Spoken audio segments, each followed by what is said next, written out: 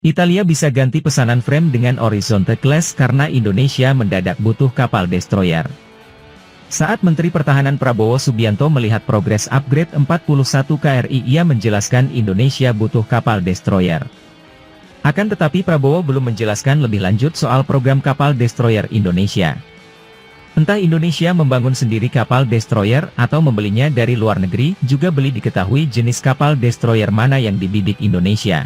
Prabowo menegaskan Indonesia harus segera menjajaki program pengadaan kapal destroyer setelah modernisasi 41 KRI selesai. Saat berkunjung ke perusahaan pembuat kapal milik negara PT PAL Indonesia di Surabaya, Jawa Timur, Rabu, ia mengatakan rencana pembangunan kapal perusak harus mulai dijajaki setelah proyek modernisasi 41 kapal perang selesai, lapor Antara pada 24 Januari 2024. Membaca pernyataan ini tentu saja menggelitik pertanyaan karena tak semua negara mau memberikan transfer teknologi bahkan menjual kapal destroyernya ke pihak lain. Contohnya mereka mana mau menjual kapal destroyer Arleigh Burke Class ke Indonesia. Arleigh Burke Class cuma buat sekutunya di Asia Timur. Harapan bagi Indonesia justru ada di Cina jika ingin memiliki kapal destroyer. Ya, Cina menjual bebas destroyer Type 052D bagi siapapun yang mau membelinya. Cina bahkan pernah promosi langsung Type 052D dengan memasuki Natuna Utara secara ilegal beberapa waktu lalu.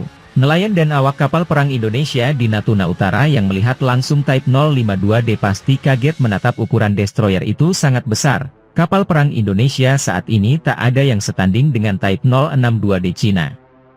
Indonesia bisa saja membeli Type 052D namun kemungkinan ini masih kecil, justru Indonesia bisa mendapatkan kapal destroyer dari Eropa.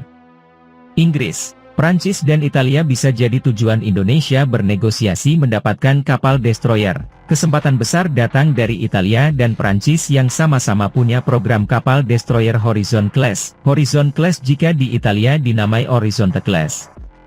Fincantieri membangun dua unit Horizonte Class yakni It's Andrea Doria dan It's Caio Duilio.